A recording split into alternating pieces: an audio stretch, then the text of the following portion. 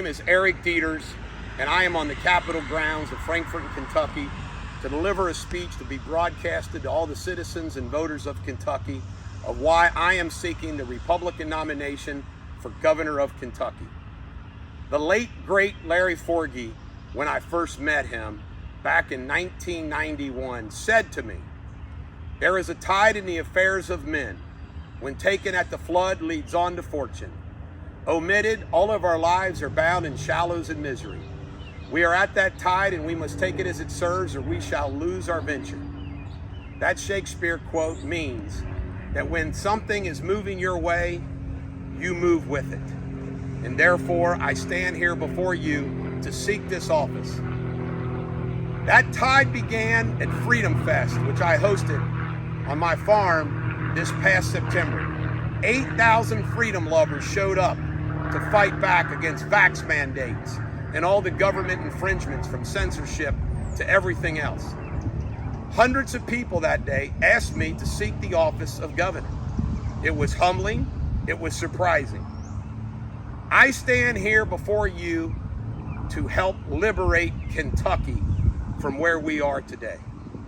I want to make Kentucky great again. It is a time for those of us that feel the way you and I do to seek public office to change things. It is a time for outsiders and not career politicians. I have never held public office. I've only sought it once. My running mate, Wesley Deters, a mother of three, no relation, and a small business owner, and the president of Bulldog Media, we want to change Kentucky from what the swamp has given us decade after decade in this state. Cincinnatus, the great Roman Republic savior, dropped his plow, went and saved the Republic, and came back to his plow. Our founding fathers did that as well. Career politicians are rampant everywhere in this country, in this state, and they never want to go back to their private job because the power intoxicates them. You and all my teammates that think like we do need to fight every day to save this country and save this state. My mantra is a quote from Teddy Roosevelt.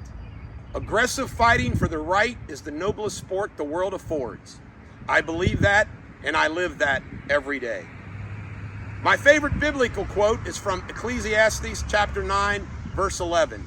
It's the one about time and chance happeneth to us all. Thus, time and chance leaves me standing here before you, seeking the highest office in the state. I'm a sinner, not a saint. I have flaws. But overall, I can tell you that no one in seeking this office is going to serve with more integrity, is going to work harder for you, is not going to fight for you like I will. I have deep roots in the state of Kentucky. My mother grew up in Harlan County, Kentucky, where her mother taught in the Kitts coal fields, and her father was the Harlan Daily Enterprise typesetter. I have those Harlan County roots, which explain a lot about me. I grew up in southern Kenton County on a farm. I might be from the northern part of this state, therefore I don't have that southern accent, but I want you to know that I'm as much Kentuckian as someone from Fulton County or Pike County or Bell County. I am a Kentuckian, born, raised, never left. I went to high school, college, and law school, never leaving the state of Kentucky. I have a business background, and unlike all those people that shout from the mountaintops all their successes, in my business background, I'm proud to say that I've had successes and I've had failures, and you learn from those failures. I have a background in law. I was a lawyer for 20 some odd years until I took on the entire legal establishment in the state of Kentucky. I fought the KBA. They suspended me for my fighting. I retired. I'm still involved in law. I still manage a law firm. But ladies and gentlemen, the American jury and Bulldog Nation, as I like to say, there is nothing more corrupt than the legal and court system in this country, in this state. You know it. I know it. I fought it, and I will continue to fight it. I have a background in media where I do my daily Bulldog show. I encourage you to check it out. I've got a background in politics. At only 24 years old, I was the chairman of the Kenton County Republican Party. At 26, the chairman of the 4th Congressional District, serving under Jim Bunny. I ran campaigns from Clyde Middleton's historical win for Kenton County Judge Executive in 1989, Senator Dick Roding's campaign, Larry Forgy and Gene Goss. I was Larry Forgy's Northern Kentucky chairman and Gene Goss's state chairman. But I left it long ago. Politics just didn't sit well for me, so I departed. I believe that this country is founded upon 3 pillars: God, the Constitution and Bill of Rights, and capitalism. And I will fight for all 3 of them. I will ask, as governor, 3 questions on everything I do. Is this less government and more freedom? Is this going to be people over political gangsters? Is it going to be policy and action over just throwing money at a problem? The entire mantra of my campaign is less government and more freedom. My platform positions not only are less government and more freedom, it is pro-life. It is end illegal immigration and build the wall. It is no critical race theory in our schools. It is educate the children and not politicize education. It's legalize cannabis for anyone over 21 and treat it the same as alcohol. It's already legal for medicinal purposes in 30 states and 17 states for recreational purposes. The time has come to tax it and regulate it and let it be. We need to fund the police, not defund the police. I stand for no vax mandates, no lockdowns. I stand for election integrity. I stand for religious freedom. I will fight for the First Amendment, the Second Amendment. I believe, and this is my issue that one of my opponents has already copied, I believe in the elimination of the certificate of need to increase health care competition in this state. Corporate health care is a problem. I believe in eliminating the annual property tax on autos, trucks, and boats. I believe in eliminating the state income tax. I believe in banning foreign ownership of Kentucky land. I believe in the harshest possible penalties for harm to children, including the death penalty under certain circumstances. I support a wholesale court and legal system reform. I support the protection of female sports. I do not support tolls for the Brent Spence Bridge, a big issue in Northern Kentucky. I will give personal access to everyone, now and as governor. My personal cell phone number is 859-250-2527. I encourage you to go to Detersforgovernor.com. I am producing nearly a video a day about issues for the governor's race that you can watch on Detersforgovernor.com or the Deters for Governor Facebook page. Do you realize that Kentucky now ranks 45th, near the last, in education, 44th in health, 46th on the economy, number 12 on the highest drug abuse, number 3 in overdose deaths, number 30 of states with the best health care, 40th for best place to work as a nurse, number 13 for most student debt, number 3 in the most federally dependent states, number 5 in child abuse, number 50 in jobs, number 4 in overweight and obesity, number 1 in childhood obesity, number 39 for best state to live, and number 45 in happiness. That is where the state of Kentucky ranks, with career politicians running it. They are all political gangsters. I will be their huckleberry. This governor, Beshear, lockdowns, mandates, destroy the entire industries in business, the restaurant and bar business. He's a Biden liberal, and he came from Stites and Harbison, a law firm that helps protect the political gangsters. I am here for a reckoning. They are political Munchausen. They create problems, then act like they can solve them, but they can't. This is what they have brought us. Under the Biden administration, I'm not going to repeat all of the problems, but you've got the inflation, immigration. He's like the head of a drug cartel with fentanyl coming in this country. Energy dependence. I call them the American Communist 10. The media, social media, big tech, Hollywood, the Democratic Party, academia, corporate America, government swamps, professional sports, and the music industry. No one running for the Republican nomination has supported Donald Trump more. I read all his books. I enjoyed The Apprentice. I was for him in 2016 when he came down the escalator. I was his Northern Kentucky chairman. I got to meet him at a Louisville rally. I supported him in 2020.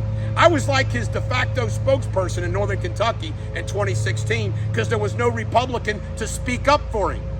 Nobody would speak up for him. Nobody in Northern Kentucky would speak up for Donald Trump in 2016 or 2020. I met him in Mar-a-Lago on February 23rd. I spent the Derby with him. Who I endorsed? I recently endorsed all what is called the Liberty candidates. They won some, they lost some. I want you to know that I have the endorsement of the Trump bikers. I want you to know that I fight battles, and I'm going to give you a few. Back in, I think it was 2008, there was this great battle for where they were going to build the Kenton County Jail, and they chose a location in the middle of a suburb and next to a school. I helped in that battle, both legal and protesting, and we won together. There's a book coming out June 14th. It's called The Butcher of Pakistan. You go to butcherofpakistan.com. This book details how I fought for over 500 victims of a medical terrorist who did unnecessary spine surgeries so hard I spent 8 days in jail fighting for them to have their trials. I went to jail for contempt, which I'm proud of. In Northern Kentucky and across the country, we wasn't just Northern Kentucky, we fought the vax mandate battles. We filed lawsuits trying to stop the mandates against the healthcare workers. Deters Law was the only law firm that filed lawsuits to try to help the healthcare workers. I sued Facebook to try to stop censorship. I'm still going to sue them. We supported the truckers convoy. I help people, and I want to help Kentucky. I'll never forget Larry Forgy giving a speech at Harlan County Country Club and invoking Longfellow's poem, Evangeline, waiting under the tree for her lover that never came. And he said he felt like Eastern Kentucky was Evangeline. For all of you in Eastern Kentucky, I got a question for you. What have they done for you over the last 50 years? What have they done for you? Not much. I want to address my primary opponents. Unlike some of them, we all know who they're going to be. Kelly Craft is a billionaire's wife. Does Kentucky want a billionaire's wife to be their governor? Not the billionaire, the billionaire's wife. Daniel Cameron, the Attorney General, is a McConnellite. You can't make this up. Daniel Cameron gets out of school. He works for Mitch McConnell. Well, first he works for a federal judge appointed by McConnell, for all intents and purposes. Then he works for McConnell. Then he works for Frost Brown Todd, defending corporate health care, of course. Then he becomes Attorney General. Daniel Cameron is Little Mitch. Then you got Ryan Qualls, nice enough guy, the Agriculture Secretary, but I call him Little Mitch. Then you have Mike Harmon, very nice man, your state auditor, but he's not governor material. We might have Matt Bevin in the race. We know what kind of a person he is. Then we have Savannah Maddox, who tries to portray herself as this liberty-fighting, down-home Christian family gal, and we know that's not true. Just check out my videos. I am going to be going around and speaking around the state, and I've already begun that process, and I've overwhelmed with how many people have supported what I have to say. And this is what I have to say.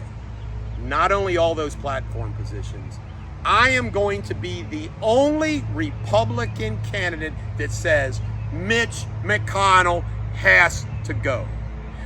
I am going to be saying those things. No other Republican candidate will be saying those things. If you believe in those things, I'm your guy. If you want somebody to fight for you, you're a worker. I'm not the country club candidate. All those other candidates are going to be the country club candidates, not me. I am for the people. There's going to always be attacks. Some of the things, these little political operatives, is I paid $1,000 once for my daughter to meet Hillary Clinton when she was running against Obama in a primary, and they clipped my daughter's picture out of the picture that was with me. That's all that was.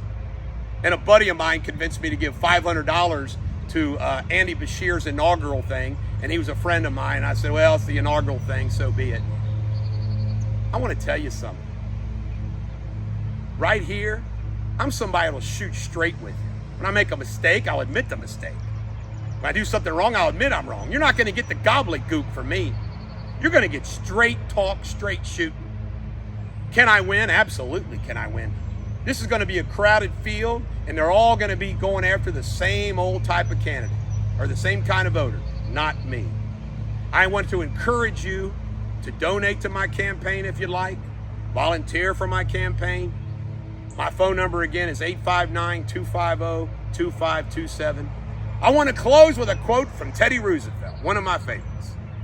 He gave a speech once in Milwaukee, Wisconsin for the Bull Moose Party with a bullet in him. He was saved by a speech, actually. But while he was bleeding with a bullet, he gave a speech when he ran as an independent candidate, and he said, "We stand at Armageddon and we battle for the Lord." Well, ladies and gentlemen, the American jury, which is the public, and Bulldog Nation and all Kentucky voters, we stand at Armageddon and we battle for Kentucky. Thank you.